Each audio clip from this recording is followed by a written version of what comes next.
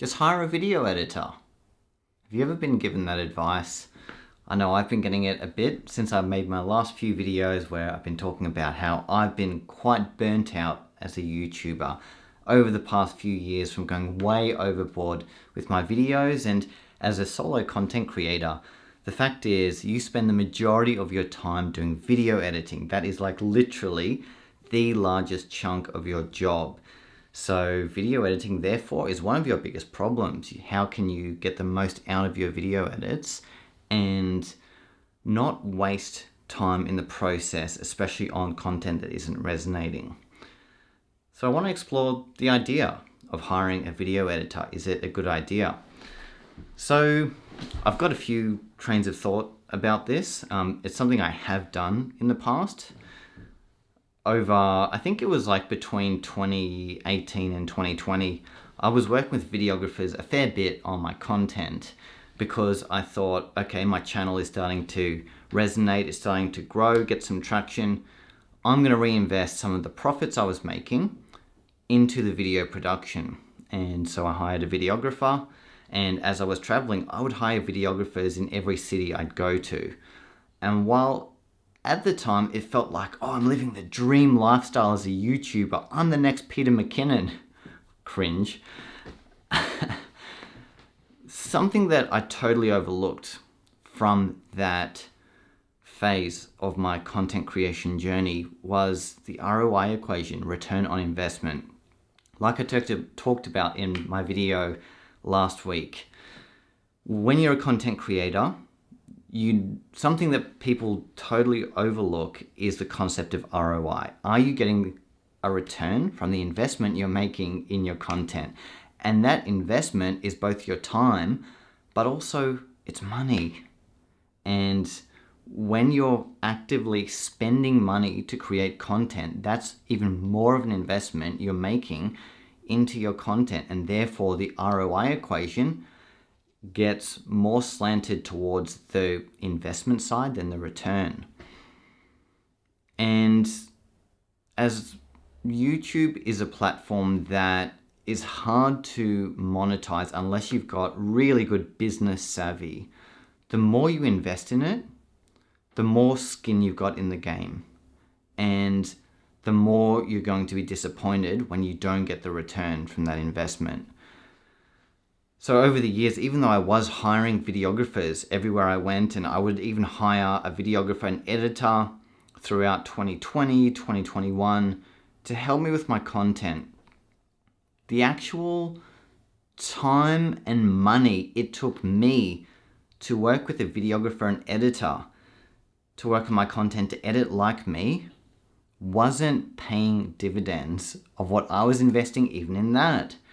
Because if you're a content creator, like you've kind of got a style that you're going for, and to be able to get someone else to replicate that, it's not an easy process. It requires time, it requires training, and it requires management of the output, because as a content creator, you got to have good output if you want your videos to resonate.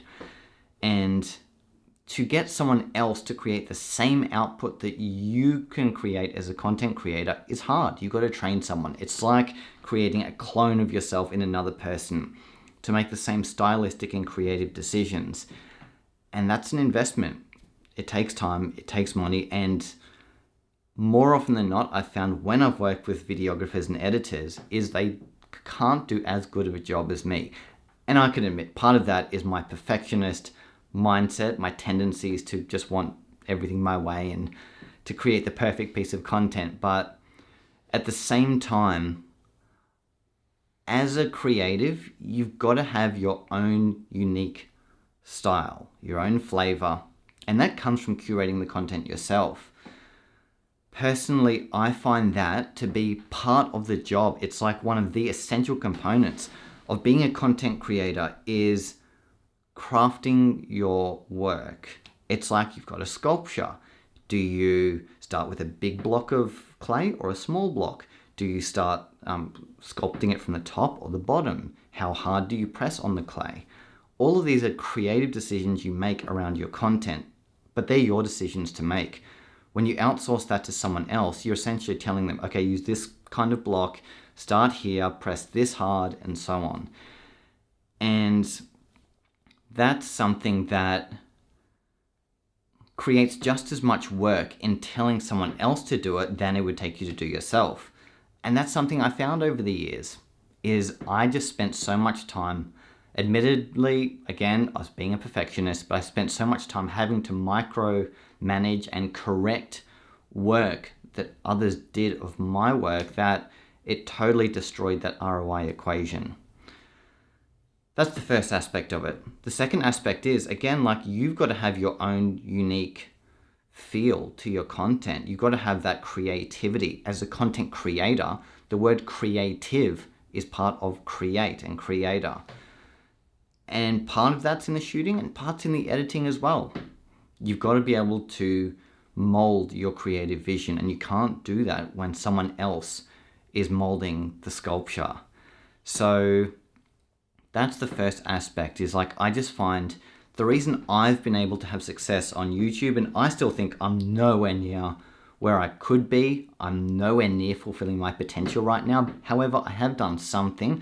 I've reached some success on YouTube with where I'm at now, around 170k subscribers, and I've built a profitable business out of my YouTube channel.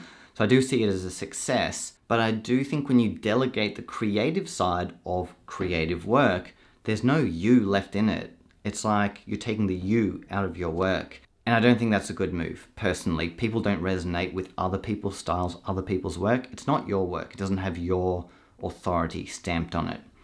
So that's one thing I'd say, is that even though it is possible to pay people to edit for you, you are taking out that personal aspect of choosing to edit in a certain way and to present your content in a certain way. That said, on the flip side, I do think you can use YouTube and hiring an editor to just create a large volume of content.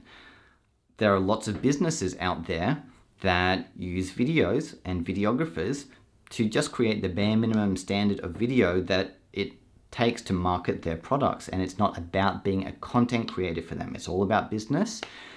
And having a unique style and voice and so on, it's something that can be outsourced, because it's not about a person, it's just about a brand that anyone can follow the guidelines to create.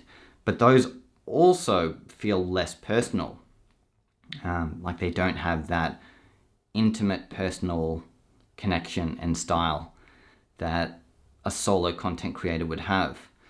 So of course, videos can be made and edited for businesses by anyone, but I've just found from my time dabbling with both the creative side of me doing it myself, but also trying to outsource and scale, it's hard.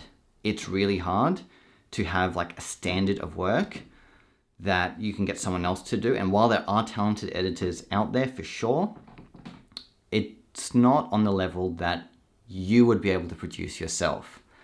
So it's just something to keep in mind. I think that it's not to say that it's impossible to outsource editing work, because it definitely is. Just something I've found has worked well for me personally with my personal branding over the years is having my unique voice. Just one final thought that I forgot to add into the video, and that is, when hiring an editor, you can totally do it if you're a big channel, but you need to be a big channel, like 200,000 subscribers to 1 million, before hiring a videographer is actually worth it, because a good editor and videographer is not cheap. They cost hundreds per day, sometimes up to 1,000 plus per day. That's such a big investment, and you can totally justify it if you're making $1,000 back from them or more. Awesome. But so few channels do that.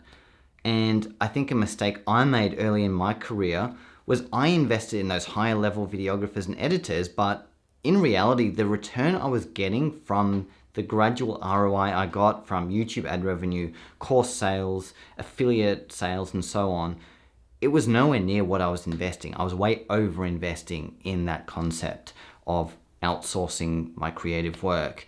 So just a warning, if you're a new content creator, if you have less than 100,000 subscribers, Hiring a videographer is likely going to mean you're spending too much time and money on content that you should be doing yourself.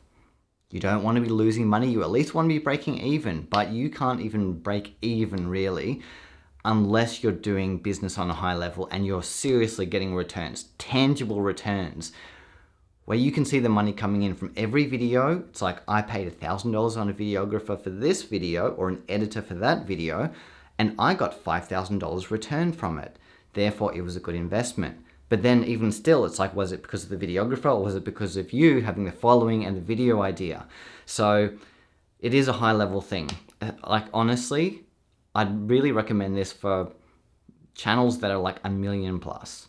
Like, that's it. That's when you're going to get serious return and you can start scaling from hiring high level talent. Unfortunately, good talent isn't cheap. Any cheap freelancers, while you can sometimes find a diamond in the rough that's affordable and good, it's very, very rare. And again, you're just investing more money than you need to, especially at a lower level. You don't want to do that when you have budgets and when your channel starts attracting sponsors and kind of broader revenue sources. You don't want to be spending every last dollar of that on making your content.